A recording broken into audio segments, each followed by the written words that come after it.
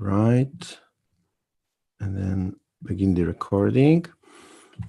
Okay, so today we have Professor Agata Rozanska from CAMK. She did her PhD in 2000 in CAMK and just recently received her professorship. And Agata is an expert in X-rays and supermassive black holes, and she's going to tell us about her research after she shares her screen. While she's doing this, I wanted to invite you all as well for if you want to stay after this meeting for less formal, an informal discussion with the speaker. You're most welcome to stay here on Zoom to chat a bit more after the talk. Okay, Agata. Okay, thank you. Good afternoon, everybody. This is again a strange situation to give the lecture to the computer. But how to start? Maybe I will start from the title, Supermassive Black Holes in the Eye of the Athena Telescope. As you know, the Nobel Prize of Physics this year was given for the research on supermassive black holes. And during I was making this seminar, I don't know, maybe this pandemic situation or what happened, I really didn't know on which level I should prepare this talk. This pandemic situation squeezes my brain probably. So I did it sometimes on quite a general level. So I will tell you what are the supermassive black holes, why the Nobel Prize was given for, and of course what X-ray astronomy and future X-ray mission can do for supermassive black holes. When I was started my PhD in 90s, people used to say supermassive black hole is in the center of each galaxy. I was looking at those people and I really didn't understand yet what does it mean. Of course, my research started with accretion disk, so I had to assume the supermassive black hole is in the center because accretion disk has to be formed around, and accretion disk is responsible mostly on the activity on the galaxy nucleus. Furthermore, at that time, people observed jets and massive outflows from supermassive black hole. They were clearly seen in the observations. What else supermassive black hole do right now for galaxies? We know that they shape the star formation region in the galaxy.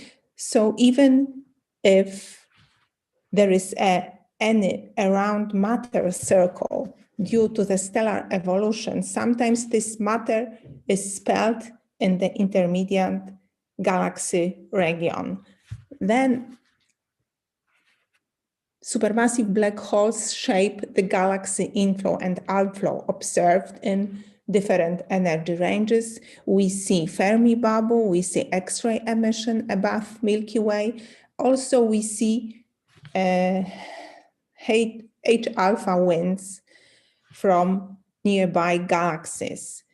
So we can say supermassive black holes shape the galaxy evolution. We see galaxies in different states and we can say maybe they merge. When they merge, they have active starburst, then they launch the jet, then they create normal galaxy. Furthermore, we now can observe the group of galaxies which are gravitationally banded, and we see them also in X-rays. So this magenta color is the distribution of the hot matter in the galaxy cluster. And how, yes, and I know that yesterday it was a lecture on supermassive black hole and why the Nobel Prize was given for. I couldn't attend this lecture because I had another conference. So I don't know how many of my information will be the same as yesterday, so I'm sorry for this. Let's start from the history. The history of the supermassive black hole, of course, is connected with theoretical work of Laplace, Einstein, Schwarzschild, but in 1963, the theory meets observations when the first quasar was discovered, right? This quasar showed that the enormous amount of energy is bounded in the very small size. So energy means also probably the mass. And then in 1965, Roger Penrose delivered his very important paper. He solved Einstein equations with assumption of without assumption of spherical geometry. He applied very advanced technology, and by solving Rahadrihu-Landau equation, he formulated these trapped surfaces. So this is on the right, you see the original drawing from his paper, where you see how the observer sees the light which is below the last surface when it cannot be trapped yet. But I'm sorry, but can I only change something with my vision, because I don't see my screen fully. Okay, thank you. Okay, and so this is the original figure from Penrose's paper, and this is what this solution showed astrophysicists, that it is possible to go with observations close to this trapped surface. And in 1971, it was an important paper by Lyndon Bell and Rees. If quasars have this supermassive black hole, why not other galaxies like Milky Way? And this Milky Way history started. So astrophysicists started to observe this Milky Way very extensively, right? Of course, it was also connected with discovery of Sagittarius A star, a point-like radio source, which is now defined as a center of the Milky Way. So first, and here I a little bit like to quote the Nobel Prize lecture by Genzel, because this is really nice history of the measuring of black hole mass in our galactic center. So this figure on the left is very much a new figure. You see stars around Sagittarius A star. You see green natural gas and purple ionized gas. And what Genzel did, they built a special instrument to observe the motion of this gas across the arc, and it was 12 millimeter neon ionization band. And he found the velocities of this gas, transforming those velocities on the mass which has to be trapped with the distance from the central, from the Sagittarius A star. You could see the sketch on the right showing that the mass inside has to be 2.5 million solar masses to give us such a picture, right? And this was the decision why Genzel got his Nobel Prize, not only for this one article, because later on, in the next step, people started to search for the motion of stars on the lower scale, on the 0.1 parsec scale. And this was possible only because they invented 3D integral field unit spectroscopy. So it means that for each wavelength, they have 2D speckle images, which could trace the velocity of stars. And on the left of this, my slide, you can see how stars are trapped in the green circle of 0.5 arc-second radius, and their velocities, of course, very mean velocities, are measured. This technique was followed by two groups, Eckhart and Andrea Ghez, and both are the winners of Nobel Prize in this year. I don't know if I have to explain you that the three people shared the Nobel Prize this year, Penrose, Genzel, and Getz. And on the right side of the slide, you can see updated figure for the enclosed mass in the center of our galaxy. And we see that measurement comes down to the 10 to the 5 Schwarzschild radii, and the enclosed mass is very similar as from the gas dynamic 2.9 million solar masses. And it was good because it really confirmed earlier studies, but it was still not satisfied. And this is something new, what Andrea Ghez did. She published the paper in 2000 showing that the stellar orbit is possible right now. She found acceleration of the star at 0.005 parsecs from Sagittarius A star. And this is this popular, very well-known orbit of S2 star. And now after, and the advantage of her research was that she predicted in 15 years, we can have full orbit. And we got this full orbit. And full orbit allowed us to make this measurement of supermassive black hole in the center of our galaxy to the very nice precision, 4.4 million solar masses, with precision of 0.5%. And this slide is actually taken from the Genzel lecture because I like it really much. It shows how over the years we changed the precision of the measurement of Milky Way supermassive black hole.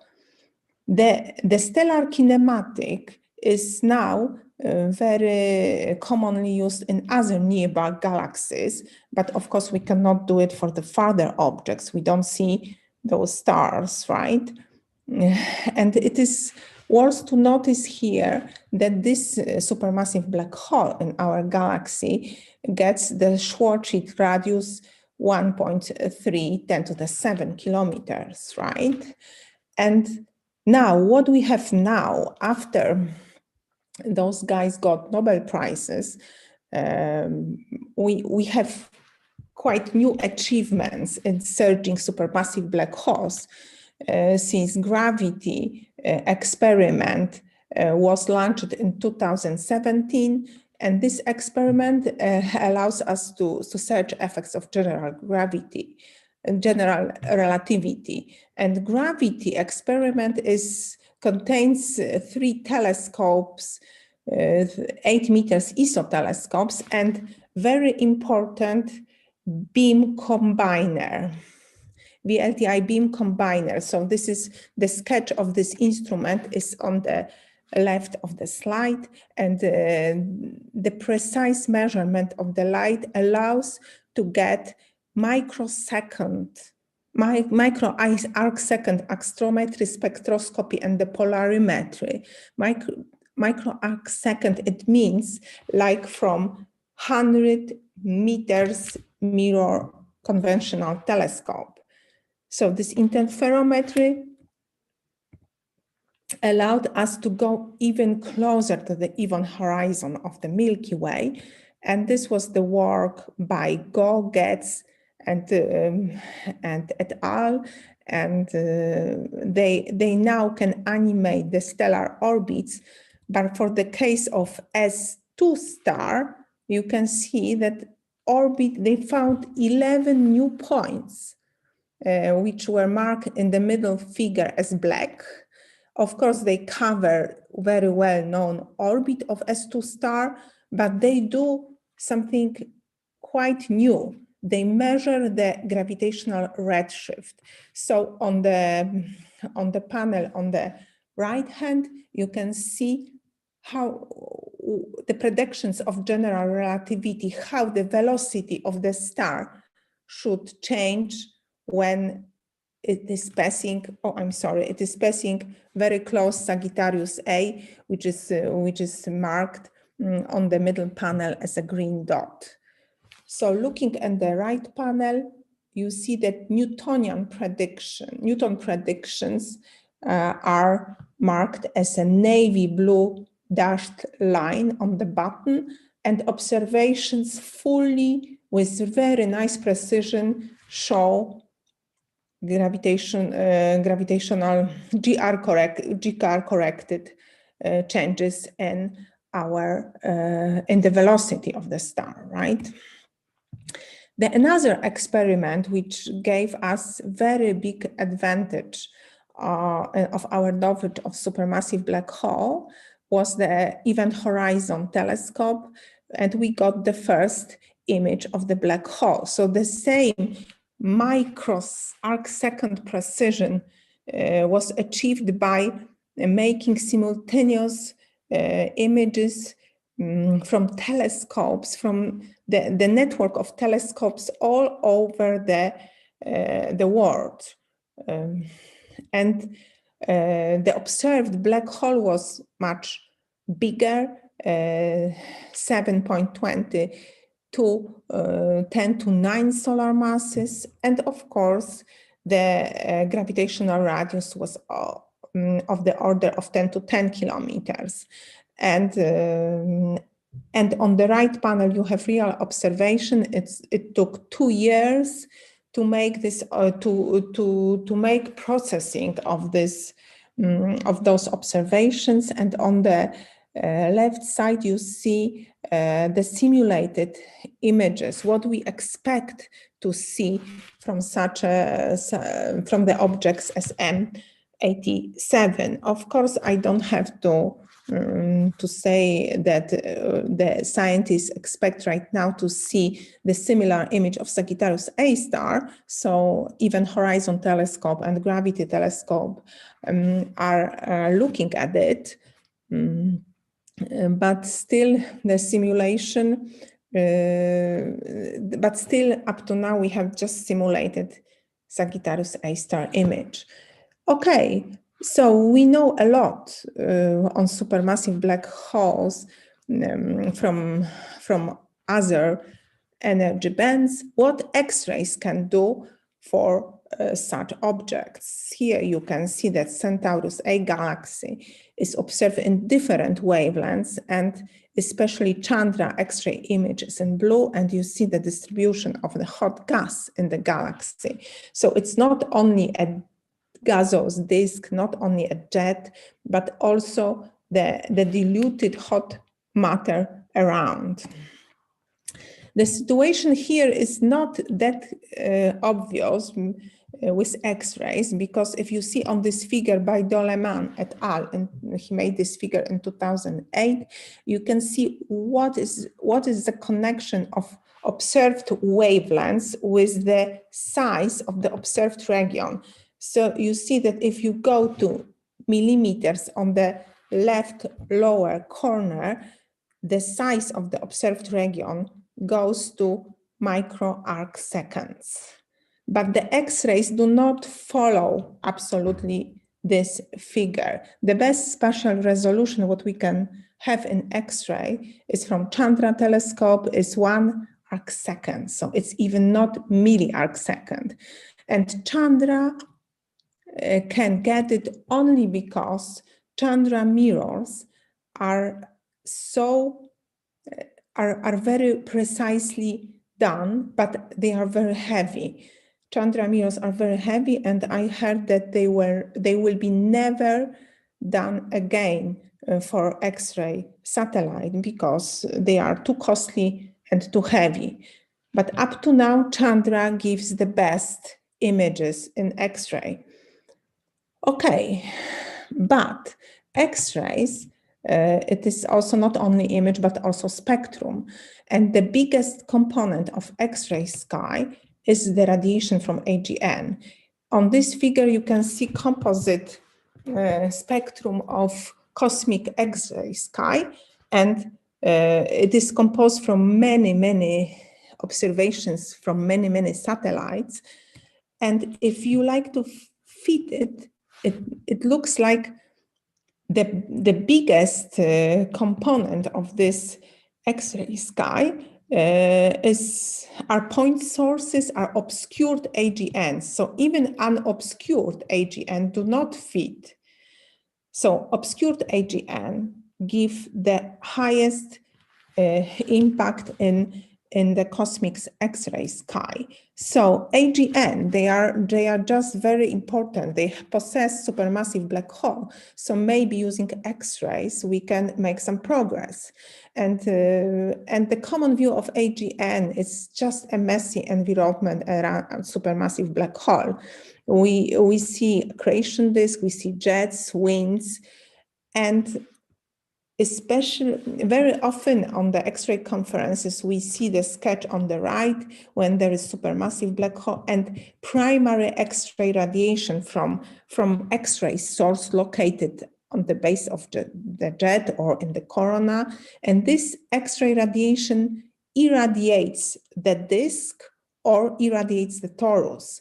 And here the torus is the most responsible for AGN obscuration. On the top of this, very often we detect warm absorber, which is also sometimes called ionized outflow.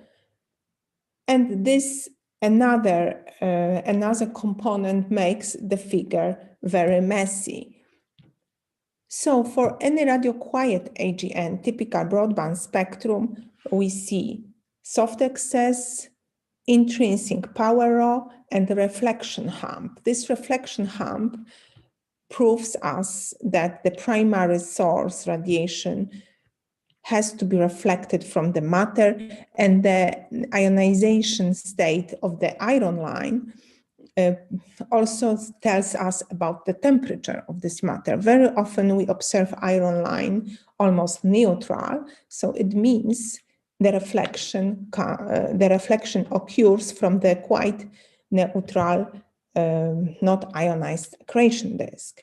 Furthermore, the shape of this reflection component tells us very often about accretion geometry. So it tells us if accretion disk is around non-rotating or rotating supermassive black hole, and the shape of the continuum and the shape of the iron line allow us very short, in the very complicated way, to estimate the spin of the black hole. But on the top of those observations, we see the lines from the ionized gas, which do not make our life easier, but they complicate it a lot. The fluorescence iron line is the most important iron line it's the most important line in X-rays. Like in optical view is hydrogen line, hydrogen alpha line, the most important. So in X-rays, this is iron line. Iron line, when reflection comes very close to the even horizon of the black hole, the iron line is affected. The iron line profile is affected by GR effects. So you can see what will be the difference between spins of the black hole, how this is affects of the observed line profile. Nevertheless, the results of the spin measurements are very much statistically biased, and the spin occurs in the same range, which is still not very well made by the amount of sources which we are observed. So some people just accept those numbers that the spin is very high, and they wait for the another measurements. Ionized worm absorber is modeled by many theoretical models. So we know how absorbed spectrum will look like, and we know how to model this, and we know that we can find some physical parameters of matter, of absorbing matter, like for instance, temperature, ionization degree, and abundances. And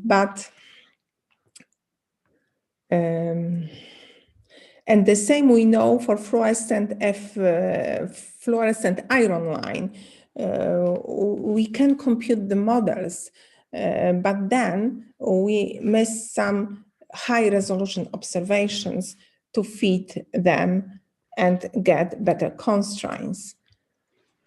What else X-rays can do for supermassive black holes? We can use also time-dependent spectroscopy, time-resolved spectroscopy. And here on the right, you already have the comparison how time-resolved spectroscopy is detected by XMM Newton working satellite. On the y-axis, you have the energy, and on the x-axis we have the time, and the energy is actually an energy around K alpha line 6.4, and we see how with time the different energy beams are changing, and this clearly shows us the region from which the region where the line is created, how close to the event horizon. And finally, the X-ray variability allows us to put some constraints on the mass of the central object from the normalized variance method. So people observe light curves, they compute variance, they normalize it, and the way of normalization, it's not that clear. To do it, we have to really read several thousands of papers, how people are doing to compare maybe with stellar black hole mass, but finally we have some constraints on it, and they agree with blue points. Blue points are objects of the same type, say for one galaxies, which were observed by Green and Hu, and the mass determination was done from the comparison of the mass of the central object to the bulk mass of the galaxy. So the blue objects are not active galactic nuclei. Sorry for missing. At this point, they are nearby galaxies, and active galactic nuclei are the black. Okay, so up to now, I have told you what X-rays can do for supermassive black holes using the spectroscopy and timing measurements, but we have, of course, images. Images are only for nearby galaxies and, of course, including Milky Way. And thanks to Chandra 10 arcsecond image, we can observe this hot phase, and it coincides with very cold plasma seen in mini spirals, very cold. What cold means of the order of gas temperature 10 to 5. And so we started, this is the work what I'm doing here in my work. We started to think how those two phases can interplay with each other. And for the purpose to do it, we took spectral energy distributions observed for Sagittarius A star, And we started photoionization calculations of gas around Sagittarius A star. And those photoionization calculations are done by publicly available cloudy code. And what we found? We actually found that the matter around Sagittarius A star condensates in clouds which are the size of few hundred of which are the mass of the few hundred of Earth's mass, and the size is 10 to 14, 15 centimeters. And due to the relation of cooling time, we could find the lifetime actually of those clouds, and the lifetime is of the order of thousands years. And we postulated in this paper that such a cloud can be responsible for the G2 cloud observed near galactic center by Andrea Ghez and others. And why we have this clumpiness? This clumpiness is caused by thermal instability. Thermal instability occurs when the negative relation of radiation pressure to the gas pressure versus temperature occurs. This ratio of radiation pressure to the gas pressure is the ionization parameter Xi here. And during this research, step-by-step research, we could show where this two-phase medium, how far from the center, how far from the Sagittarius A star, this two-phase medium is located. Of course, the density structure and the density value of the hot matter we took from the Chandra X-ray surface brightness profile. So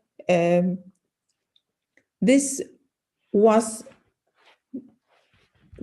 a mixture of observations, imaging, X-ray imaging with photoionization calculations. The same work we did quite recently for Sagittarius A star, and we traced multi-phase medium in another galaxy.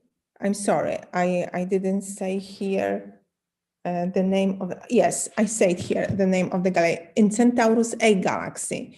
So on the right, on the left panel, you see Centaurus A, combined images from ALMA CO contours and Chandra color map of the central region, which is of the order of 200 parsecs. And to make any photoionization computations, we took broadband observations already published after taking into account emission from many instruments. And of course, we had analyzed that the emission from the jet should be rejected. Therefore, those very energetic photons on the right side of the right panel were not taken into account in our photoionization calculations. And what we found that in Centaurus A galaxy, multi-phase medium can be caused by thermal instability, but dust cannot coexist with the hot phase because hot phase makes dust to evaporate. But dust can coexist with gaseous cold clumps on the left bottom corners of each of this panel. And this result does not depend on the abundance of the gas. So the upper panels are done for interstellar medium abundance, while lower panels for solar abundance, and the result is really similar. But hot phase can be in pressure equilibrium with gaseous clouds of the order of 10 to the 4. So with gas, yes, but dust has been moved farther away. And finally, using the ALMA contours, we could find the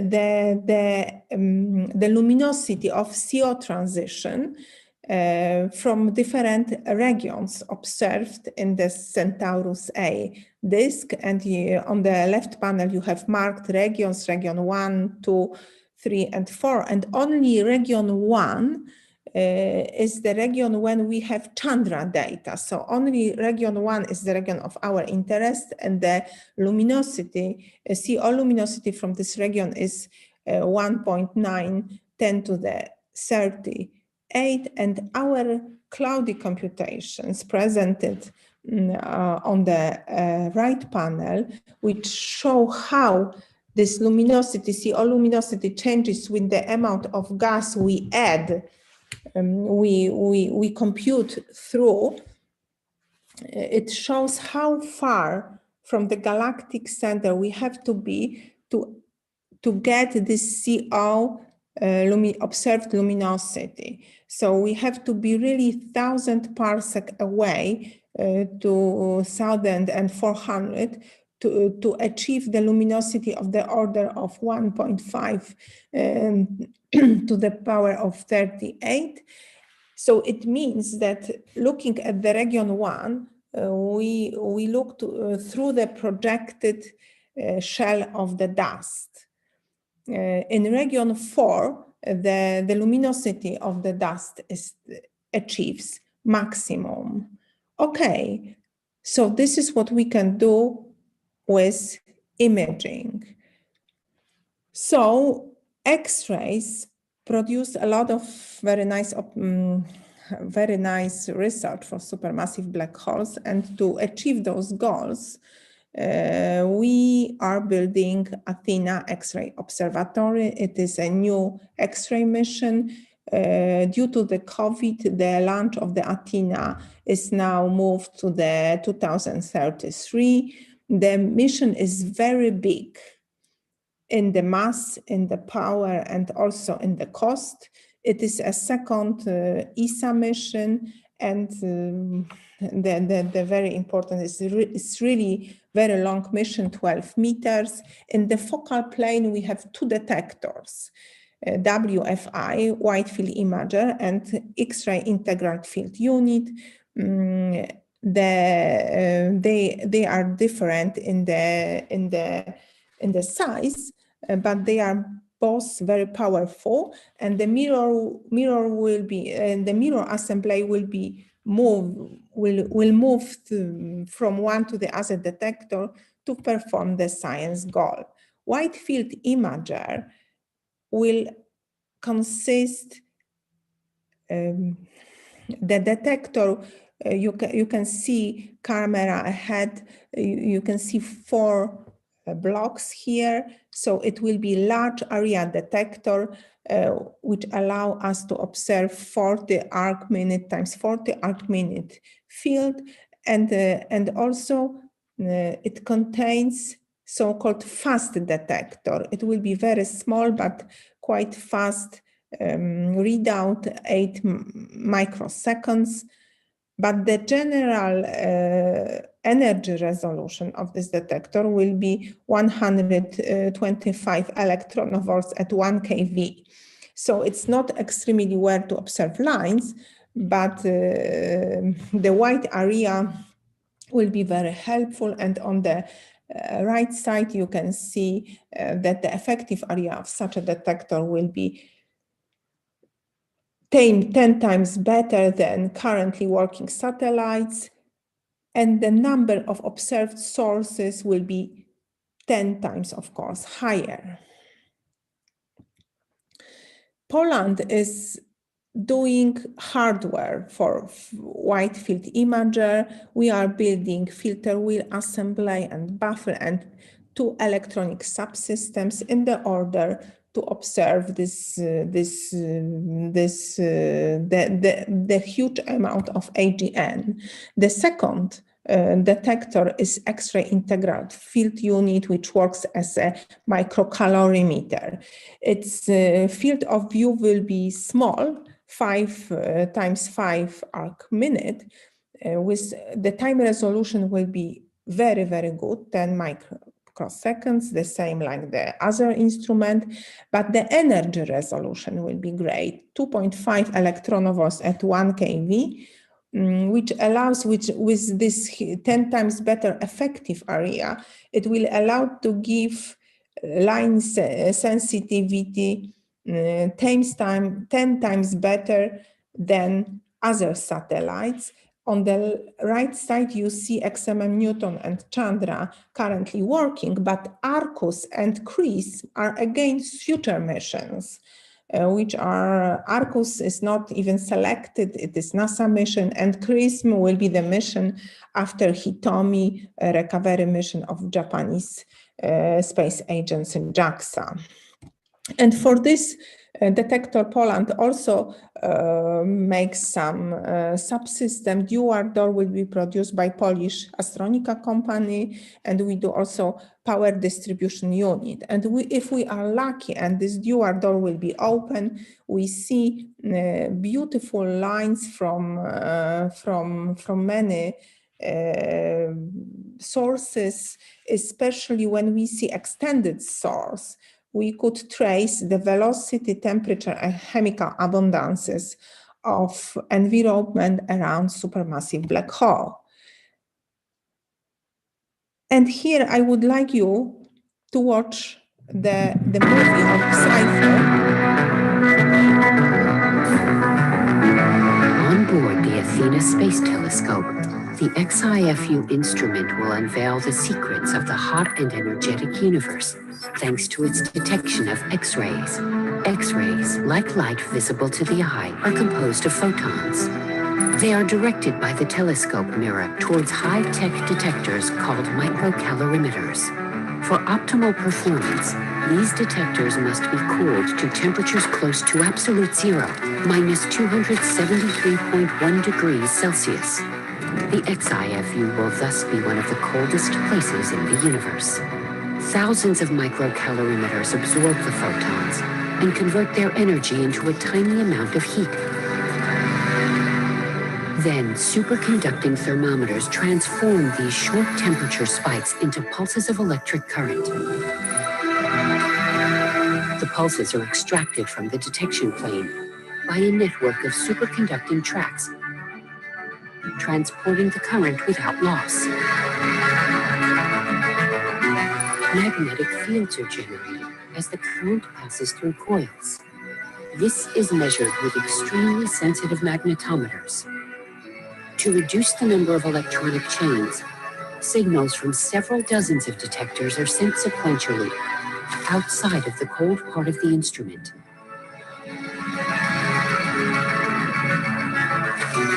Amplified with a very low level of noise.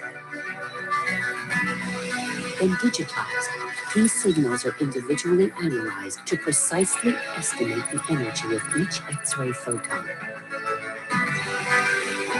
The data are then sent as radio waves to Earth, where they will be combined into spectra and images. The XIFU detection chain will attain unprecedented performance thanks to cutting-edge technology. This will allow astrophysicists to unveil the mysteries of the hot and energetic universe.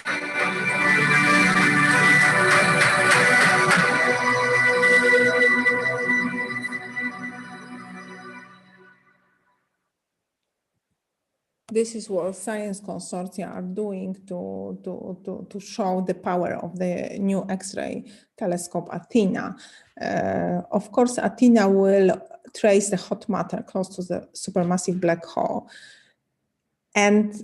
But for imaging, Athena will not do the work of Chandra, since Chandra is 1 arcsecond and Athena is spatial resolution will be 5 arcseconds, so a little bit less.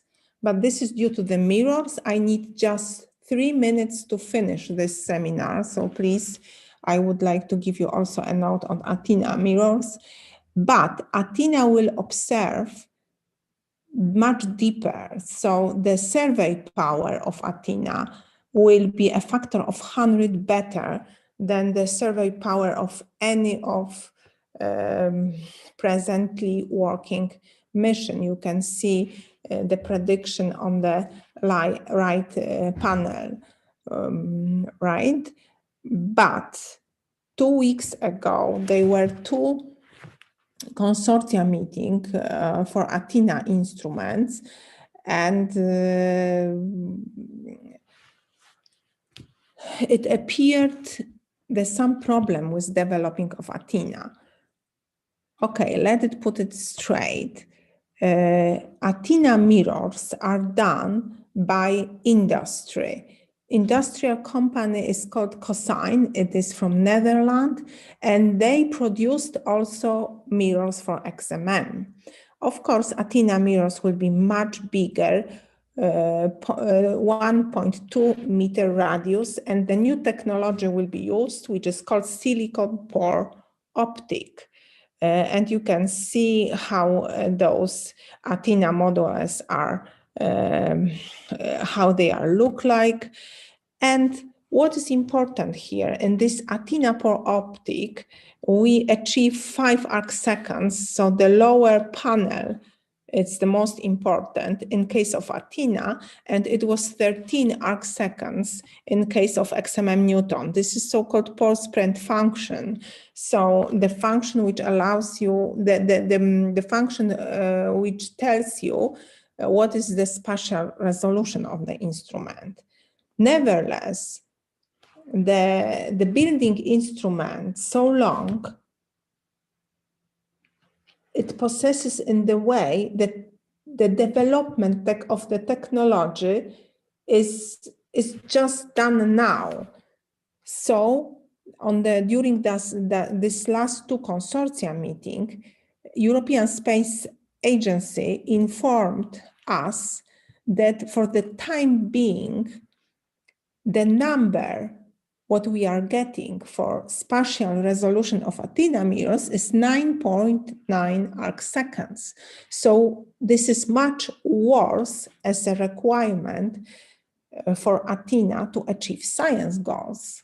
What to do now? This is not very nice information. This is not very nice information why we are putting so much money for such a great telescope, which should be launched in 13 years, which was optic. I don't know how to answer this question.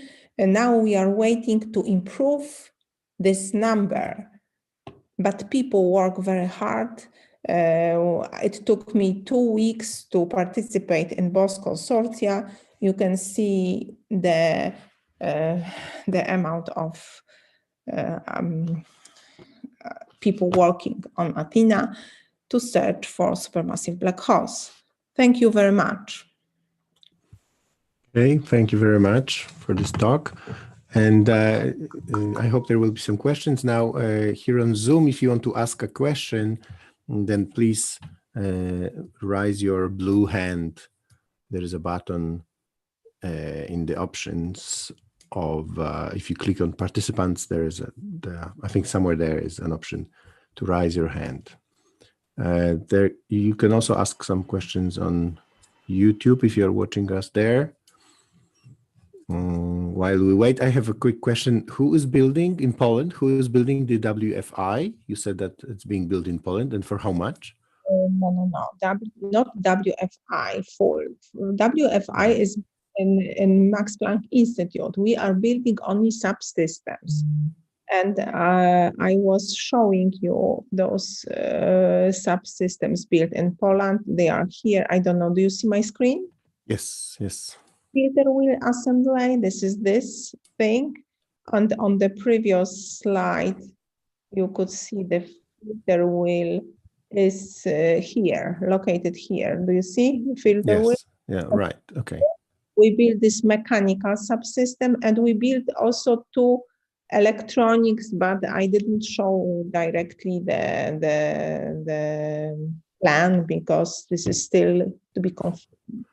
Sure. And who's doing this in Poland? It's Astronomical, right?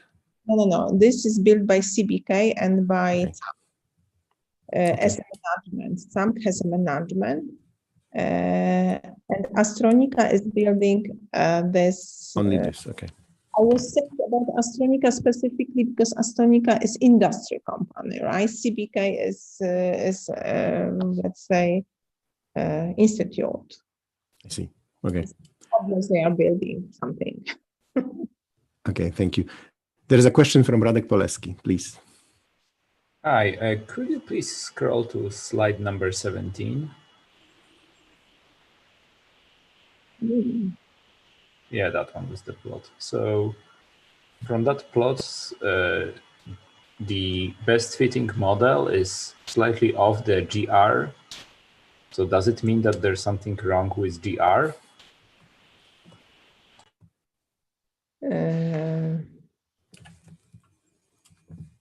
Wait, let me see it closer. Oh.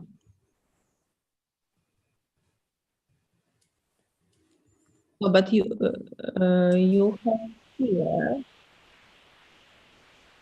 I don't think that you are right. I think this point, this point, this point. I think this is some, right? I wouldn't say it is slightly below. I think it is a precision of our measurement. But it definitely follows GR, the Newton, right? Yeah, it does for sure. So I think they didn't say something wrong. They just say the fit is perfect, they say. But this is the figure from Getz, but the similar figure was presented by Genzel, and he didn't show those lines, of course. So maybe he did not explain. But we see here the gravitational redshift due to the precise measurements of velocity deviation of the star. And it looks like that. So I have no doubts it says GR. Well, I think given the data points and the error bars, we all agree this is, well, measuring any displacement from GR with this kind of data would not make sense. So this is probably too early to claim anything, Radek. Sorry. No, but the question may be cool. Sure. Any other questions from people here on Zoom or on YouTube? It was a question from Tomasz. There is a question from Tomasz. So, sorry, I didn't see it. I just have a comment that on this graph that you have in top left of the figure, GR is within 1 sigma of Right. the measurement. So claiming that there is any that it differs from GR makes no sense. So this is perfect. Yeah, I think first I've looked only at the peak. So yeah, the inset in the left-hand side was good. Okay, thank you. Good. Any more questions, comments? Okay. If not, so let's thank Agata again. Thank you for this talk. And we stopped the recording and the live transmission, but everyone is welcome to stay for less formal and informal discussion on GR displacement and so on. And if you say goodbye to us, then I hope to see you next week. We continue on the satellite mission, space mission, astronomical space missions further on through next couple of Tuesdays. So thank you all for joining, and I'll stop the official part now.